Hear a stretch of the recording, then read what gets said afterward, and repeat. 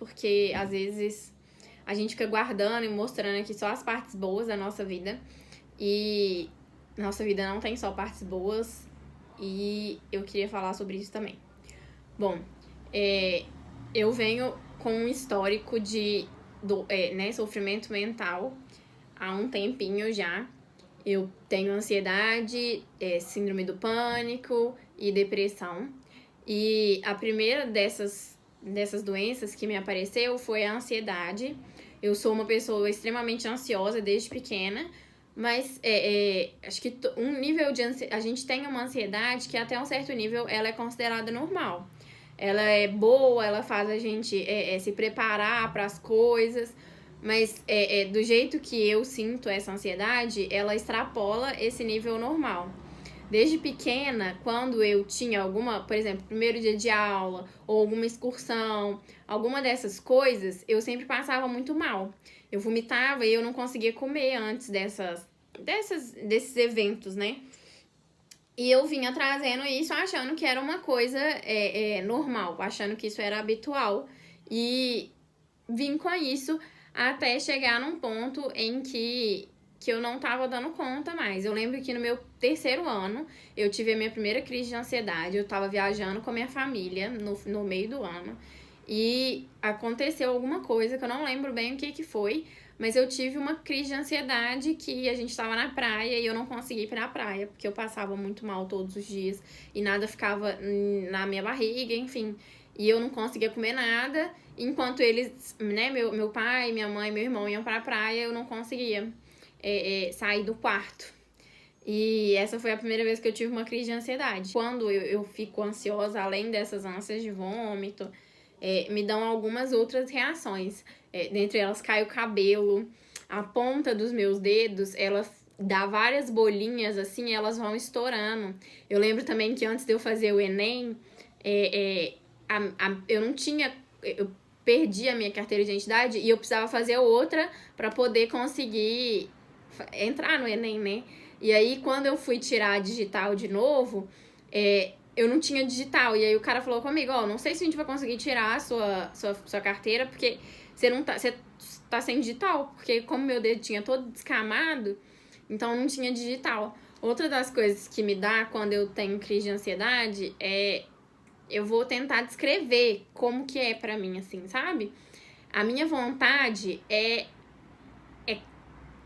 como se eu não tivesse força. Mas ao mesmo tempo, é como se todas as células do meu corpo ficassem chacoalhando, assim, ó.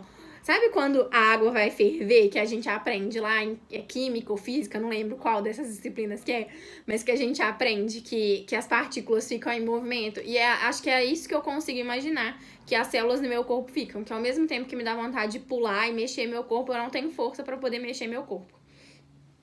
Bom, e aí eu vim tendo essas crises de ansiedade e ao mesmo tempo, assim, eu fingia que isso não existia, tentava passar por cima disso e, enfim, vim passando por isso até recentemente.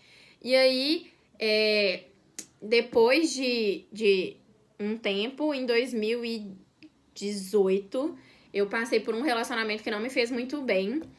E quando esse relacionamento acabou, eu lembro que eu ia num show com uma amiga minha e um amigo meu e tinha alguma chance de encontrar essa pessoa desse relacionamento nesse show.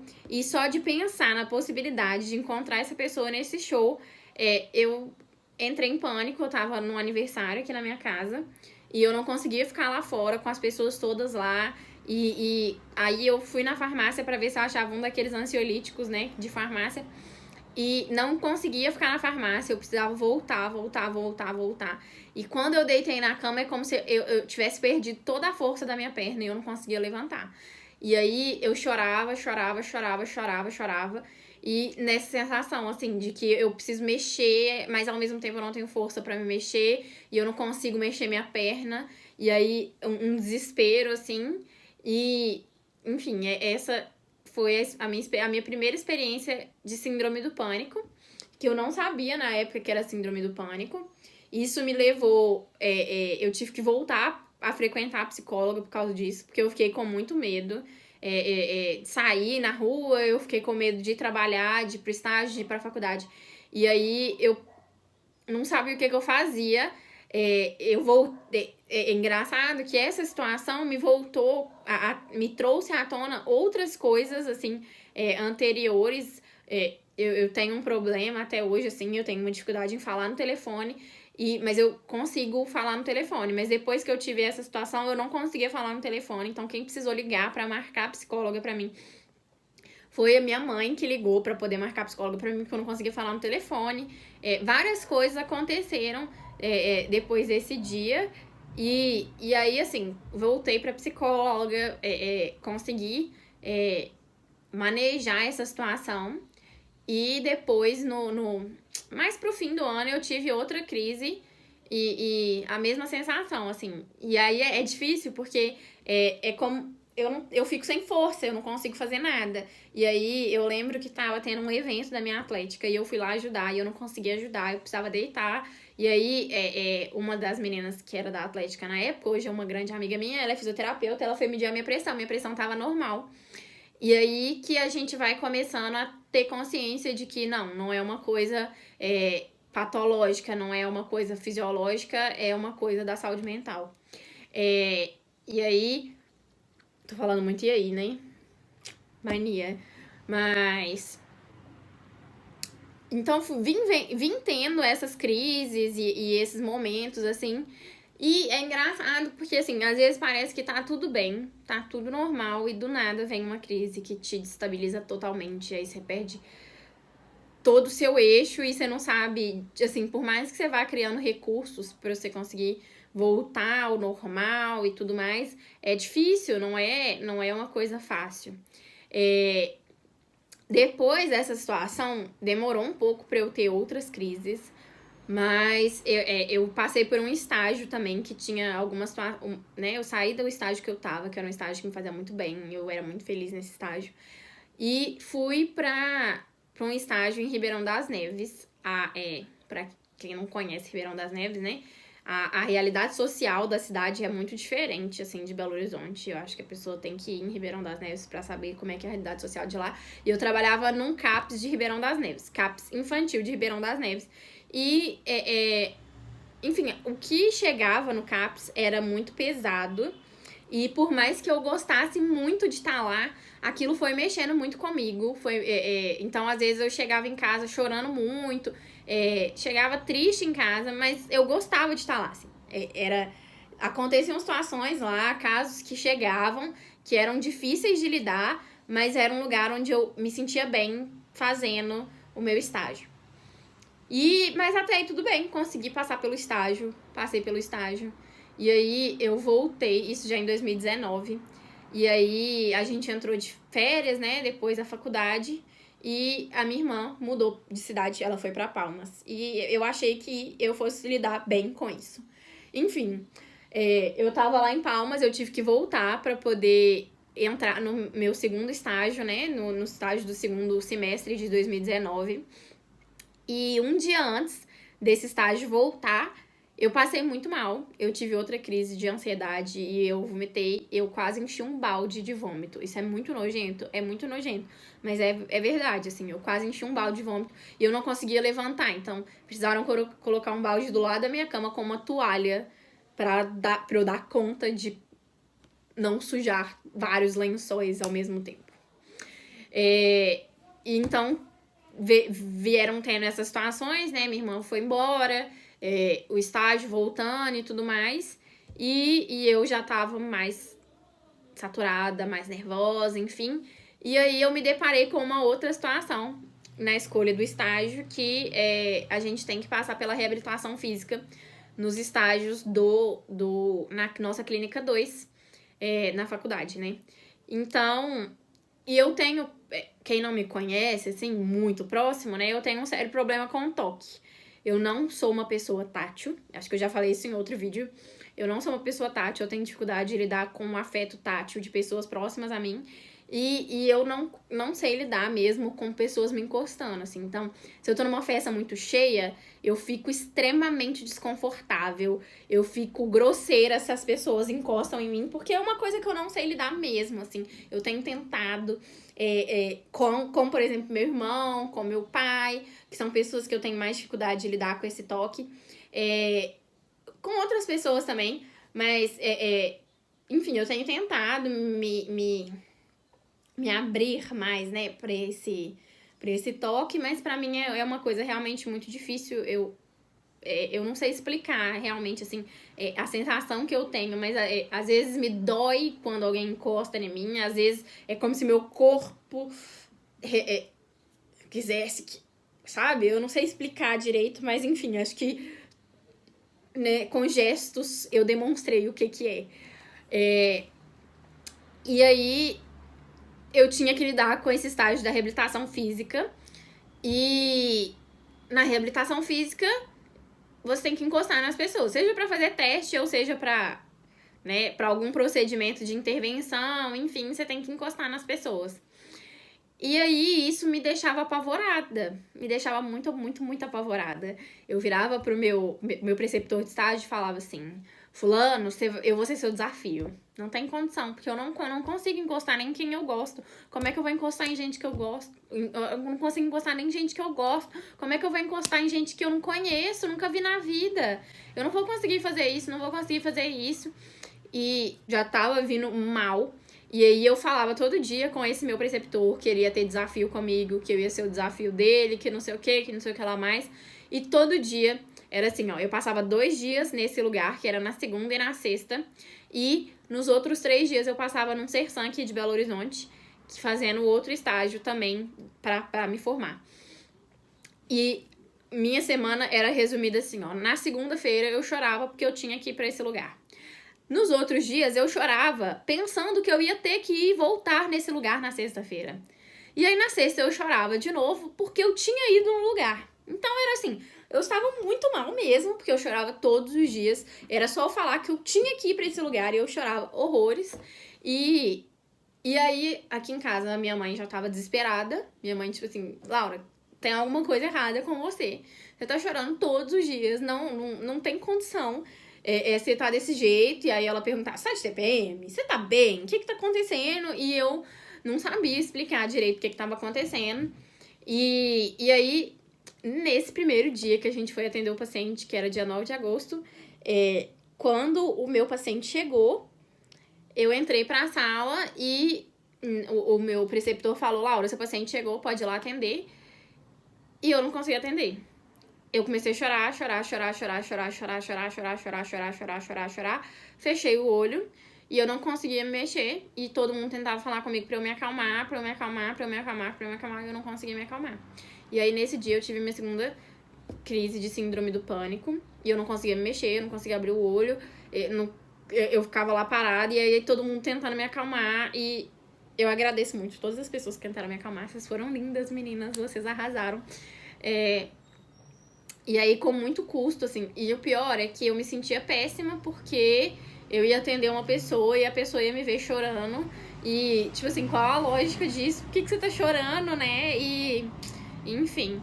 E aí, eu me sentia muito mal por causa disso. Eu não conseguia atender esse paciente. E aí, eu fiquei me sentindo pior ainda porque eu não conseguia atender o paciente. O meu preceptor teve que atender pra mim. E depois todas as meninas que iam atender o primeiro paciente conseguiram atender o seu primeiro paciente. Então eu me senti pior ainda, porque eu falei assim, nossa, eu não consegui atender o meu paciente, todo mundo conseguiu atender seu paciente, meu preceptor teve que atender o paciente pra mim, porque eu chorei por causa de atender um paciente. E aí, isso era dia 9 de agosto, meu aniversário era no dia 10, eu ia comemorar meu aniversário no dia 10. Fui eu chegar em casa, meus pais ainda estavam em casa, e aí eu fui contar pra eles, eu não parava de chorar. Chorava o tempo inteiro. E aí a minha mãe falou comigo assim, olha, eu não tenho coragem de viajar e te deixar aqui desse jeito. Então, ou você vai num psiquiatra ou vou ficar aqui pra ver como é que você vai ficar. Porque eu não tenho coragem de viajar. E você abre a boca, você começa a chorar. Você não consegue falar nada sem chorar. E aí eu marquei um psiquiatra pra mim. Que ela é maravilhosa, a doutora Bárbara, linda. Amo a doutora Bárbara. Arrasou. E aí, quando eu fui na doutora Bárbara, eu contei tudo que eu tô contando pra vocês aqui. E aí, ela foi me pontuando várias coisas. De que essa vez que eu fiquei paralisada na cama, já era já era síndrome do pânico. E o que eu tinha tido era síndrome do pânico. E que eu tava com um quadro de depressão. E foi assim, na hora que eu cheguei no consultório dela, eu estava na sala de espera, eu já comecei a chorar. Porque eu não aguentava ficar normal. E aí, eu comecei um tratamento, né, pra síndrome do pânico, pra ansiedade, pra depressão. E eu estou nesse tratamento até hoje. Nesse semestre eu tive que trancar o meu curso porque eu não estava dando conta de me manter no curso. E eu voltei para terminar minha graduação esse semestre e aconteceu essa pandemia. Bom, por que eu não consegui fazer o vídeo antes? Desde a semana, sem ser essa semana que passou, a anterior, eu já não estava me sentindo muito bem. Eu tava bem, eu tava conseguindo produzir várias coisas, eu tava conseguindo fazer exercício, né, fazer minha yoga, ter meu momento de meditação, ter meu momento de autocuidado comigo, ter um bom relacionamento aqui na minha casa e conseguir fazer as coisas de casa que precisavam da minha ajuda. E 2 semanas pra cá eu não tenho conseguido, assim. E eu vou abrir coisas pra vocês que eu não abro pra ninguém, assim, que quem vê são meus pais e eu conto pro meu namorado quando a gente não tá junto. E, assim, coisas que são simples, que pra gente é muito simples quando a gente tá bem, mas que durante essas 2 semanas foram grandes desafios pra mim, assim, do tipo tomar banho, do tipo escovar dente, do tipo levantar da cama, que foram coisas que estavam sendo muito difíceis pra mim nessas 2 semanas. Eu não tava conseguindo ter força pra poder fazer isso. Isso é preguiça, não sei o quê. Não, não era preguiça. Eu não tava conseguindo fazer isso mesmo. Eu não tinha força pra poder fazer isso. Então, teve dia que eu... Pode parecer porqueira, né? Mas, enfim, eu não tinha condições nenhuma de tomar banho. Então, fiquei dias sem tomar banho. Tinha dia que eu não tava dando conta de escovar dente. E eu tava vivendo isso essas 2 semanas, assim. Foram semanas difíceis pra mim. Que, né, eu fui até na minha psicóloga pra poder conversar com ela, porque eu tava muito mal. E é difícil, porque você tá numa linha produtiva, você tá bem, você tá... Enfim, você tá bem com você tá bem com as pessoas da sua casa, você tá conseguindo fazer o que você precisa fazer e do nada você não consegue fazer mais e você não sabe explicar o porquê que você não consegue fazer mais, você não consegue levantar da cama e atender as pessoas no telefone, é difícil. Eu tenho exercitado um pouco, né, responder as pessoas e dar atenção para as pessoas e nesses últimos dias tem sido muito difícil isso pra mim, tem sido, eu não sei a palavra que eu posso usar, mas assim... difícil mesmo, assim, eu vejo e eu tenho vontade de responder, mas eu não consigo responder as pessoas. Enfim, várias coisas que geralmente são fáceis, que aparentemente são fáceis e não têm sido fáceis pra mim. Hoje eu tô melhor dessas semanas pra trás. Então hoje eu consegui arrumar meu cabelo, eu tava sem lavar meu cabelo, deve ter tipo mais de uma semana. E aí hoje eu lavei o meu cabelo. Meu cabelo tava puro óleo, tava super sujo. Hoje eu lavei o meu cabelo, hoje eu fiz a minha unha. A minha unha, pra quem me conhece, a minha unha ela é enorme. E de uns tempos pra cá eu não tenho conseguido mais manter a minha unha grande, porque eu arranco ela com a mão. E as pelinhas no canto do dedo eu tiro todas elas com a boca, porque eu tenho ficado mais ansiosa. No início dessa pandemia eu tava conseguindo lidar relativamente melhor com ela, mas tem ficado muito difícil e acho que pra todo mundo tá muito difícil, né? Mas é isso, assim, esse não era o vídeo que eu esperava fazer essa semana. Eu tinha um outro planejamento de vídeo, eu queria fazer um vídeo com a minha avó, pra falar do que eu tinha começado a falar essa semana, né? Que são os ensinamentos que as pessoas mais velhas podem trazer pra gente. Mas eu não consegui fazer esse vídeo. E é isso, assim, acho que não tem muito o que falar. Eu acho que se você estiver passando por um problema de saúde mental, acho que procura alguém que possa te ajudar.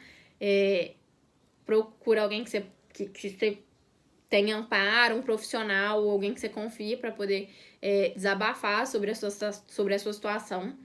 Eu recomendo muito que seja um profissional, mas se você não tiver condição, procure um amigo que vai realmente te amparar e que não vai ser mais uma pedra te puxando pra baixo. E é isso, assim, eu acho que eu continuo enfrentando essa doença todos os dias. Tem dias que eu venço, tem dias que eu não venço. E tudo bem, isso faz parte do meu processo de tratamento, isso faz parte do meu processo comigo mesma. E é isso. Tchau pra vocês. Que vocês tenham boas semanas aí. Um beijo. Fiquem bem e em casa, quem puder.